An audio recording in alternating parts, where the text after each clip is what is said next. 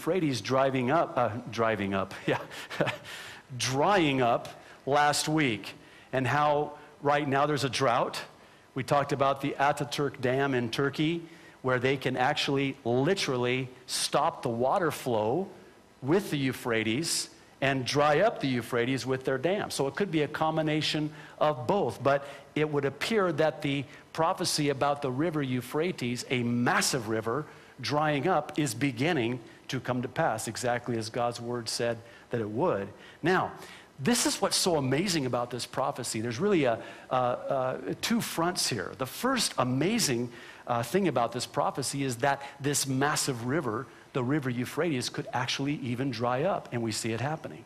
The second part of this amazing prophecy is a 200 million man army. Let me try to get your mind around 200 million to put it into perspective. The population of the United States of America is between 250 to 300 million people.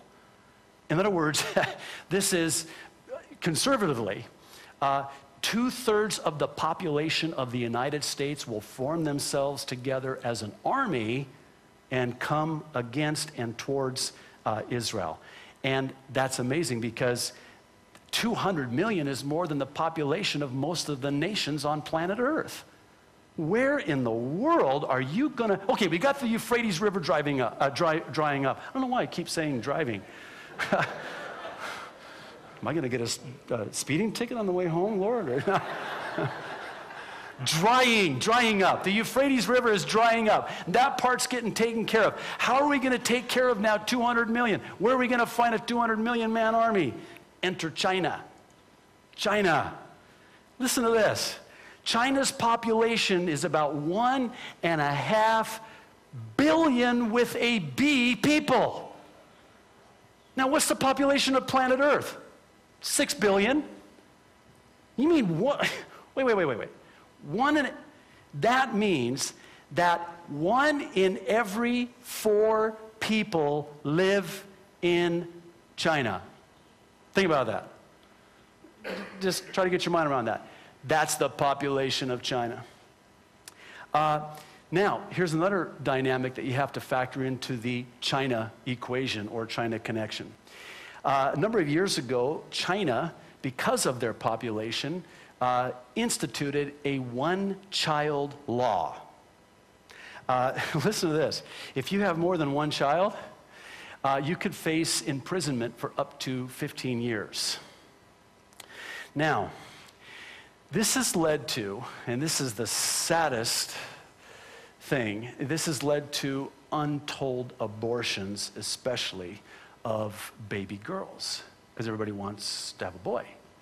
Now what happens? Well, you have all these boys and you have virtually no girls.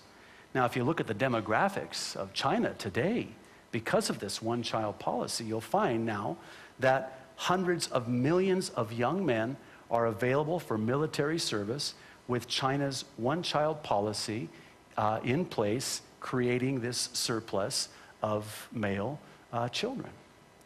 The 200 million man army will advance toward Israel via a dried up Euphrates River, and we're told in Revelation 9 it will result in the death of 1/3 of Earth's population. Now, some commentators have suggested that China will not be alone, but rather they will have with them Japan, India, and perhaps North Korea as well. Now, this is where it gets really interesting. It started to actually get really interesting way back in the 1960s. Now, I know for you young people, you know nothing of that which I speak, okay? But way back in the 1960s, there was a man by the name of Hal Lindsey. He wrote a book called The Late Great Planet Earth. Great book, and it has been, I think, the catalyst for many who have come to Christ. He was really, has been considered, because of this, the father of Bible prophecy. So, and he's really responsible in this book for getting a lot of people really excited about Bible prophecy. Well, I'm going to quote you from his book. He says, quote, "We believe that China is in the beginning of the formation of this great power called the Kings of the East. as described by the Apostle John, speaking of Revelation 9. In fact, a television documentary on China quoted the boast of the Chinese themselves and how they could field a people's army of 200 million militiamen. Not 100 million, not 300 million, but 200 million. I wonder, do they read the Bible? They figure, hey, we need 200 million. How many we got right now?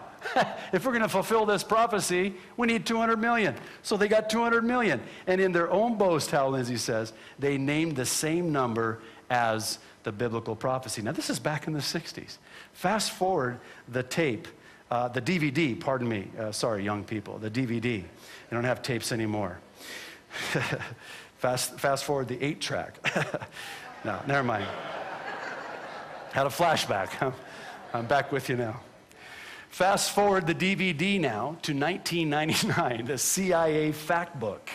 It revealed how China had, at this time, this is 1999, 198 million men of military age between the age of 15 and 49, which is the military age for China. This is 1999, and this is according to the CIA's book, The World Fact Book. Now, of course, it's been projected that they have by now, because of the one-child policy, exceeded the 200 million. Easily, they could, have 200 million in place, on tap, ready to go, just waiting for the green light, and then they'll pull the trigger.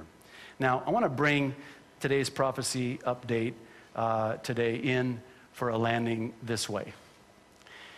I really believe that we are living in the last moments of world history as we know it.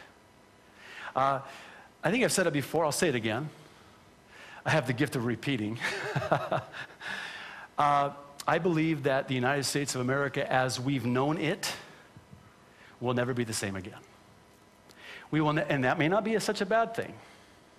I believe that the United States of America, as we have known it, is changing in ways that we could have never imagined even in our lifetime.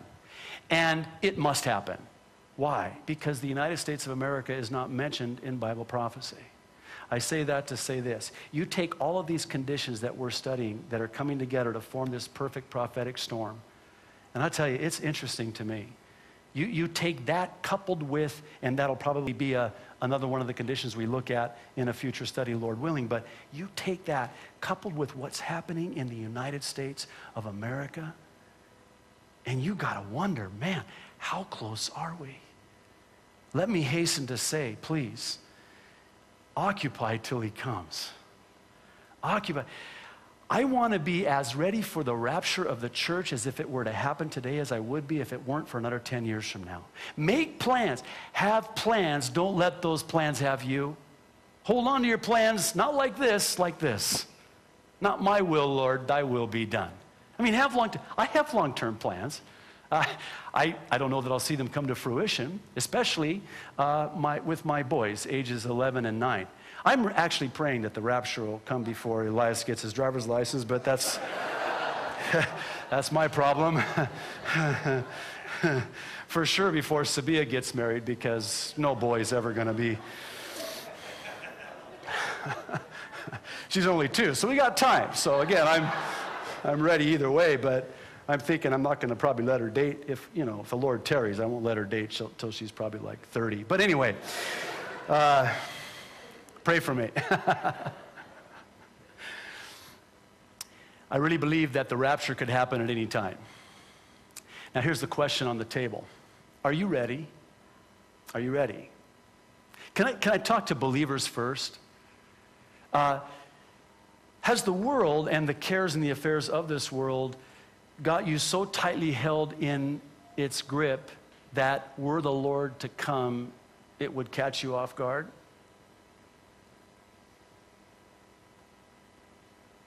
Is there any unfinished business that you need to start wrapping?